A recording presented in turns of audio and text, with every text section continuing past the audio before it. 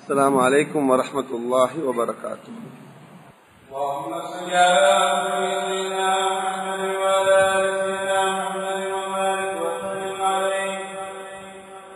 الله أكبر الله أكبر الله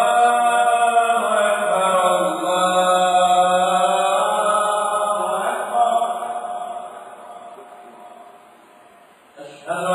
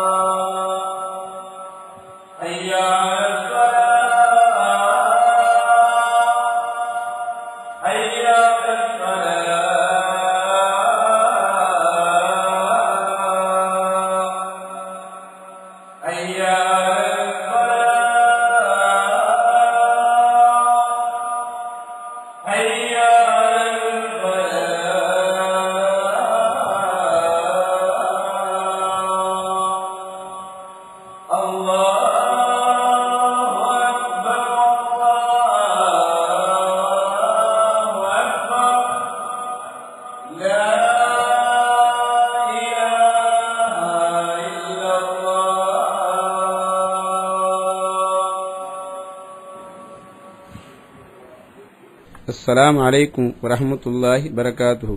அன்பான சகோதரருக்கு ஒரு அன்பான வேண்டுகோள். இந்த பயான் சம்மான் கோட் பள்ளியில் ரெக்கார்ட் செய்யப்பட்டதாகும். மேலும் இந்த பயானை www.netmasjid.com வெப்தளத்திலும் கேட்கக்கூடிய வசதிகளும் உண்டு என்பதை அறிய தருகிறோம்.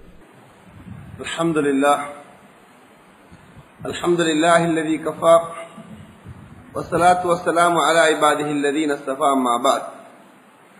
وقد قال الله تعالى في كتابه العزيز والفرقان المجيد بسم الله الرحمن الرحيم ولله على الناس حج البيت من استطاع إليه سبيلا ومن كفر فإن الله غني عن العالمين صدق الله العلي العظيم. فقال نبينا محمد المصطفى صلى الله عليه وسلم من حج هذا البيت فلم يرفث ولم يفسق رجع كيوم ولدته أمه صدق رسول الله صلى الله عليه وسلم. எல்லா புகழும் புகழ்ச்சியும் அல்லாஹு சுப்ஹானஹு வ தஆலாவுக்கே உரித்தானது. சாந்தியும் சலாமும் சாந்தி நபி முஹம்மது முஸ்தபா ஸல்லல்லாஹு அலைஹி வஸல்லம் அவர்கள் மீதிலும் அவர்களை பின்பற்றி வாழ்ந்து வந்த சஹாபா பெருமக்கள், தாபிஈன்கள், தபஅ தாபிஈன்கள், அல்லாஹ்வுடைய நல்லடியார்கள் அனைவர்கள் மீதிலும் என்றென்றும் உண்டாவதாக. புனித ஜும்மாவின் கடமைகளை நிறைவேற்றுவதற்காக வேண்டி அல்லாஹுடைய இந்த மாளிகையில் இஅ்திகாஃபுடைய நிய்யத்தில் அமர்ந்திருக்கும் அல்லாஹ்வின் நல்லடியார்களே, பெரியார்களே, சகோதரர்களே, எந்த விடயங்களை எடுத்து நடக்குமாறு அல்லாஹ் எங்களை ஏவி இருக்கின்றானோ அவற்றை எமது வாழ்வில் எடுத்து நடக்குமாறும், எந்த பாவமான கர்மங்களில் இருந்து தவிர்ந்து வாழுமாறு அவன் எங்களை தடுத்திருக்கின்றானோ அவற்றை முற்றாக தவிர்ந்து வாழுமாறும் முதலில் எனக்கும் அப்பால் உங்களுக்கும் தக்வாவை கொண்டு வசிய செய்து கொள்கின்றேன். அல்லாஹுடைய நல்லடியார்களே, இஸ்லாம் என்ற கட்டிடம் 5 தூண்கள் மீது கட்டப்பட்டிருப்பதாக ரசூலுல்லாஹி ஸல்லல்லாஹு அலைஹி வஸல்லம் அவர்கள் சொன்னார்கள். புனியல் இஸ்லாம் அலா ஹம்ஸின், இஸ்லாம் என்ற கட்டிடம் 5 விடயங்கள் மீது கட்டப்பட்டிருக்கின்றது. முதலாவது ஷஹாதத்து அல்லா இலாஹ இல்லல்லாஹ் வ அன்ன முஹம்மதர் ரசூலுல்லாஹ், வணக்கத்துக்கு தகுதியான நாயன் அல்லாஹ்வை தவிர வேறு யாரும் இல்லை, முஹம்மது முஸ்தபா ஸல்லல்லாஹு அலைஹி வஸல்லம் அவர்கள் அல்லாஹ்வுடைய தூதர் என்று சாட்சி பகர்வது. இரண்டாவது காமிஸ் ஸலா, தொழுகையை நிலைநாட்டுவது. மூன்றாவது ஈதாஉஸ் ஸக்கா, ஜகாத் கொடுப்பது. நான்காவது சௌம ரமலான், ரமலான் மாதத்திலே நோன்பு நோட்பது. ஐந்தாவது வல் ஹஜ், ஹஜ் செய்வது என்று ரசூலுல்லாஹி ஸல்லல்லாஹு அலைஹி வஸல்லம் அவர்கள் சொன்னார். அந்த பிரதானமான 5 தூண்களில் ஒன்றுதான் குறிப்பிட்ட நிபந்தனைகளுடன் அல்லாஹ்வும் அல்லாஹ்வுடைய ரசூலும் சொல்லி தந்த பிரகாரம் அல்லாஹ்வுடைய வீட்டை பைத்துல்லாவை நாடி சென்று ஹஜ் செய்வதாகும். யாருக்கெல்லாம் அல்லாஹ் வசதி வாய்ப்பை கொடுத்திருக்கின்றானோ, உடலிலே ஆரோக்கியத்தை கொடுத்திருக்கின்றானோ, அவர்கள் அல்லாஹ்வுக்காக வேண்டி ஹஜ் செய்வது வாஜிப் என்று பரிசுத்தமான குர்ஆனிலே சொல்லியிருக்கின்றார். வலில்லாஹி அலன்னாஸி ஹஜ்ஜுல் பைத் மன் இஸ்ததா இலைஹி சபீலா. யாருக்கெல்லாம் ஹஜ்ஜுக்கு செல்வதற்கு வசதியும் வாய்ப்பும் இருக்கின்றதோ அவர்கள் அல்லாஹ்வுக்காக வேண்டி ஹஜ் செய்வது வாஜிப். வலில்லாஹி அலன்னாஸ், அல்லாஹ்வுக்காக வேண்டி அவர்கள் ஹஜ் செய்வது கட்டாய கடமை என்று அல்லாஹ் சொல்லிவிட்டு வமன் கஃபர், ஒருவனுக்கு அல்லாஹ் வசதியை கொடுத்திருக்கின்றான், வாய்ப்பை கொடுத்திருக்கின்றான், செல்வத்தை கொடுத்திருக்கின்றான், எனினும் அவன் ஹஜ் செய்யாமல் அசமந்த போக்குடன் பொடுபோக்காக இருந்தால் அகிலத்தார்கள் அனைவர்களை விட்டும் அல்லாஹ் தேவையற்றவன், அவனுக்கு எந்த தேவையும் கிடையாது என்று அந்த வசனத்திலே சொல்லியிருக்கின்றான். உலமாக்கள் விளங்கப்படுத்துகின்றார்கள், ஹஜ் கட்டாய கடமை வசதி உள்ளவர்கள் மீது என்று சொல்ல வந்த அல்லாஹ் அந்த வசனத்தை முடிக்குகின்ற பொழுது ஆலமீன், அகிலத்தார்கள் அனைவர்களை விட்டும் அல்லாஹ் தேவையற்றவன் என்று ஏன் சொல்ல வேண்டும் என்றால் அதுக்கு உலமாக்கள் பதில் சொல்கின்றார்கள். அதற்குரிய விளக்கத்தை பரிசுத்தமான குர்ஆனிலே இன்னொரு இடத்திலே அல்லாஹ் சொல்லியிருக்கின்றான். என்ன சொல்லியிருக்கின்றான்? அவன் சொல்லுகின்றான், நான் நபி இப்ராஹிம் அலைஹிஸ்ஸலாம் அவர்களை பார்த்து சொன்னேன், வஅذின் பின்னாஸி பில் ஹஜ்ஜி யதூக ரிஜாலா. நபியே இப்ராஹிம் அலைஹிஸ்ஸலாம், மனிதர்களை பார்த்து நீங்கள் சொல்லுங்கள் ஹஜ்ஜுக்கு வரும்படி. எதற்காக வேண்டியவர்கள் ஹஜ்ஜுக்கு வர வேண்டும்? காரணத்தை அல்லாஹ் விளங்கப்படுத்துகின்றான். லியஷ்ஹது மனாஃபிஅ லஹும், ஹஜ் செய்யக்கூடியவர்களுக்கு நான் எத்தனையோ பலாபலன்களை, பிரயோசனங்களை, பாக்கியங்களை வைத்திருக்கின்றேன். அவர்கள் அதை அடைந்து கொள்ள வேண்டும், அதை அவர்கள் பார்க்க வேண்டும், அதை அவர்கள் அனுபவிக்க வேண்டும் என்பதற்காக வேண்டி நீர் அழைப்பு விடுப்பீராக என்று நபி இப்ராஹிம் அலைஹிஸ்ஸலாம் அவர்களை பார்த்து சொன்னதாக பரிசுத்தமான குர்ஆனில் அல்லாஹ் சொல்கின்றார். எனவே ஒரு மனிதன் ஹஜ்ஜுக்கு செல்கின்றான் என்று சொன்னால் அதற்குரிய நோக்கம் அந்த மனிதனுடைய பலாபலன் அவனுக்கு கிடைக்க வேண்டும் என்பதற்காக வேண்டி.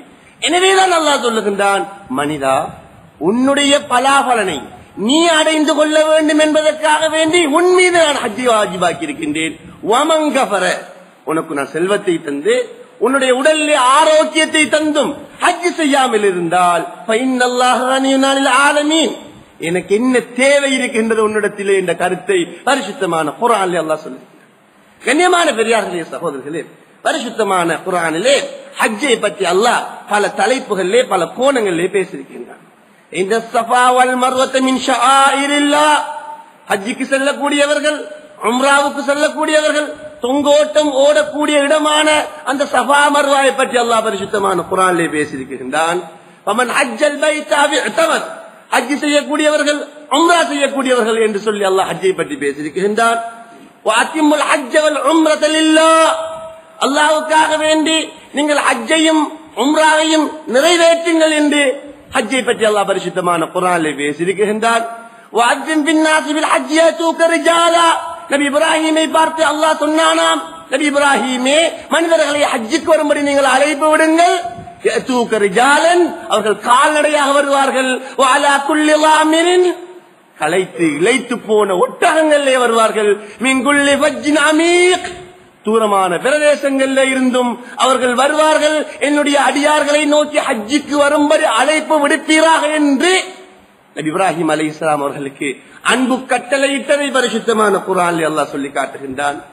அது தவிர எதற்காக வேண்டி மாதங்கள் தோன்றுவதற்கு அடிப்படையாக இருக்கக்கூடிய ஹிலால், இளம் பிறை படைக்கப்பட்டது என்ற நோக்கத்தை பரிசுத்தமான குர்ஆனிலே அல்லாஹ் சொல்லுகின்ற பொழுது, இளம் பிறை வானத்திலே தோன்றுவதின் நோக்கங்களில் ஒன்று அந்த இளம் பிறையை பார்த்து மக்கள் ஹஜ்ஜுக்குரிய காலம் நெருங்கிவிட்டது என்பதை விளங்கிக் கொள்ள வேண்டும் என்று பரிசுத்தமான குர்ஆனில் சொல்லியிருக்கிறார்.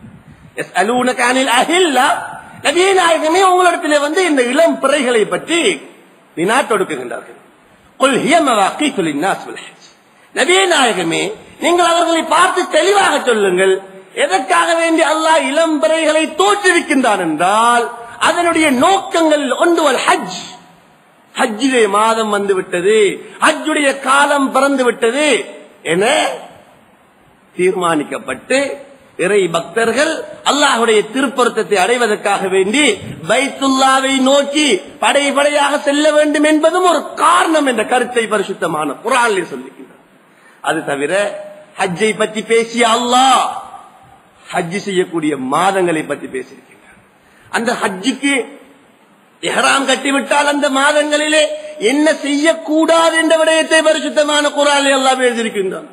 அல் ஹஜ் அஷ்ஹுரும் மஅலூமாத். ஹஜ் என்பது அறியப்பட்ட விளங்கப்பட்ட குறிப்பான சில மாதங்கள். அந்த ஷவ்வால், அந்த துல்கஅதா, துல்ஹஜ்ஜுடைய முதல் 10 நாட்கள் ஹஜ்ஜுக்காக வேண்டி இஹ்ராம் கட்டக்கூடிய காலங்கள் என்று சொல்லி அல்லாஹ் அதோடு மாத்திரம் நிப்பாட்டாமல் அந்த மாதங்களிலே ஒருவர் ஹஜ்ஜுக்காக வேண்டி இஹ்ராம் கட்டிவிட்டால் என்ன செய்ய வேண்டும் என்பதை தொடர்ந்து பேசுகின்றான். فمن فرض فيهن الحج فلا رفث ولا فسوق ولا جدال. ஹஜ்ஜுக்காக வேண்டிய ஒருவர் புனிதமான இந்த மாதங்களிலே இஹ்ராம் கட்டிவிட்டால் தாம்பத்திய உறவிலே ஈடுபடக்கூடாது, கெட்ட தீய வார்த்தைகளை பேசக்கூடாது, வலா ஜிதால இஹ்ராம் கட்டிக்கொண்டு தர்க்கம் செய்யக்கூடாது என்று பரிசுத்தமான குர்ஆனிலே பேசுவது மூலமாக ஹஜ்ஜுக்கு அல்லாஹ் எவ்வளவு முக்கியத்துவம் கொடுத்திருக்கின்றான் என்பதை எங்களால் அறிந்து கொள்ள முடியும். அது தவிர ரசூலுல்லாஹி ஸல்லல்லாஹு அலைஹி வஸல்லம் அவர்கள் ஏராளமான பொன்மொழிகளில் புனிதமான ஹஜ்ஜை பற்றி பேசியிருக்கின்றார்கள்.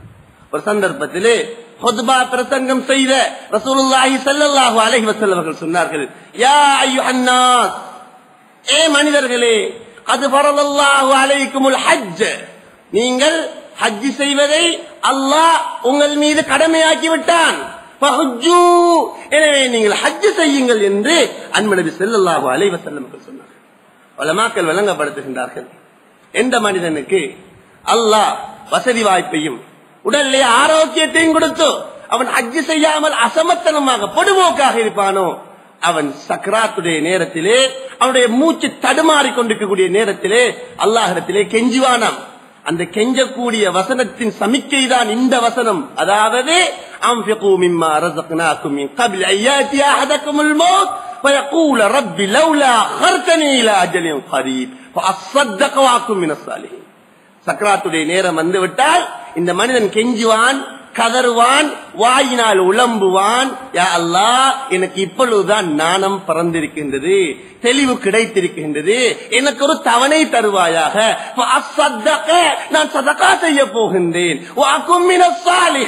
சாலிஹான நல்லடியானாக மாறப் போகின்றேன் என்று கெஞ்சுவான், கதறுவான், அங்கலாய்வான். அவனுக்குரிய பதில் அந்த இடத்திலேயே சொல்லப்படும். அதை பரிசுத்தமான குர்ஆன் தெளிவாக சொல்லி நிற்கின்றது. வலையுஅக்கிரல்லாஹு நஃப்ஸன் இதா ஜாஅ அஜலுஹா. தவணை நேரம் வந்துவிட்டால் அல்லாஹ் யாருக்கையும் பிற்படுத்த மாட்டான் என்பது வசதி வாய்ப்பிருந்தும், அல்லாஹ் யாருக்கு வசதி வாய்ப்பை கொடுத்திருந்தும் அவர் ஹஜ் செய்யாமல் துன்யாவுடைய குப்பைகளை சேமிப்பதில் தன்னைத்தானே ஈடுபடுத்திக் கொண்டிருந்தாரோ அவர் கை செய்தப்படுவார் என்ற கருத்தை உலமாக்கள் விளங்கப்படுத்த. மேலான பெரியார்களே, சகோதரர்களே, ஹஜ் செய்யக்கூடியவர்களுக்கு எத்தனையோ சிறப்புகளும் சான்றுகளும் மாண்புகளும் மரியாதைகளும் பரிசுத்தமான இஸ்லாமிய மார்க்கத்திலே சொல்லப்பட்டிருக்கிறது. ஒரு மனிதர் ஹஜ்ஜுக்கு செல்கின்றார் என்று சொன்னார், திறந்த மனதுடன் தூய்மையான எண்ணத்துடன் அல்லாஹ்வுடைய திருப்பரத்தை மையமாக கொண்டு ஹஜ்ஜுக்கு செல்கின்றார் என்று சொன்னால் அவருடைய எல்லா பாவங்களும் தகர்த்தெறியப்படும் என்ற கருத்தை அன்பின் நபி ஸல்லல்லாஹு அலைஹி வஸல்லம் சொன்னார்கள். அம்ர் இப்னு ஆஸ் ரலியல்லாஹு தஆலா அன்ஹு உலக பிரசித்தி பெற்ற மிக முக்கியமான சஹாபாக்கள் ஒருவர். இஸ்லாத்தை ஏற்றுக்கொள்வதற்காக வேண்டி அன்பின் நபி அவர்களிடத்திலே வந்து தன்னுடைய கரத்தை நீட்டி நிற்கின்றார்கள், பைஅத் செய்வதற்காக வேண்டி. கையை நீட்டிய அம்ர் இப்னு ஆஸ் ரலியல்லாஹு அன்ஹு சிறிது நேரத்திலே நீட்டிய கையை பின்வாங்கிக் கொள்கின்றார். நபி அவர்கள் கேட்டார்கள், எதற்காக வேண்டி இப்படி செய்கின்றீர்கள்? யா ரசூலல்லாஹ், நான் உங்களிடத்திலே சில நிபந்தனைகளை குறிப்பிட விரும்புகின்றேன். என்ன நிபந்தனை? நான் உங்களிடத்திலே பைஅத் செய்வதாக இருந்தால் என்னுடைய பாவங்கள் அனைத்தும் மன்னிக்கப்பட வேண்டும் என்ற நிபந்தனையின் பேரில் தான் நான் பைஅத் செய்வேன். நபி அவர்கள் சொன்னார்கள், அமா அலிம்த அம்ர் இப்னு ஆஸ், உமக்கு தெரியாதா அன்னல் இஸ்லாம யஹ்திமு மா கான கப்லஹு, ஒரு மனிதர் தூய இன்னத்துடன் இஸ்லாத்தை ஏற்றுக்கொள்கின்றார் என்றால் அவருடைய முந்திய பாவங்கள் அனைத்தும் தகர்த்தெறியப்படுகின்றன. அது மாதிரி அன்னல் ஹிஜ்ரா தஹ்திமு மா கான கப்லஹா, ஒரு மனிதர் அல்லாஹ்வுக்காக வேண்டி ஹிஜ்ரத் செல்கின்றார், நாடு துறந்து செல்கின்றார் என்றால் அவருடைய முந்திய பாவங்கள் அனைத்தும் தகர்த்தெறியப்படுகின்றன. வஅன்னல் ஹஜ்ஜ யஹ்திமு மா கான கப்லஹு,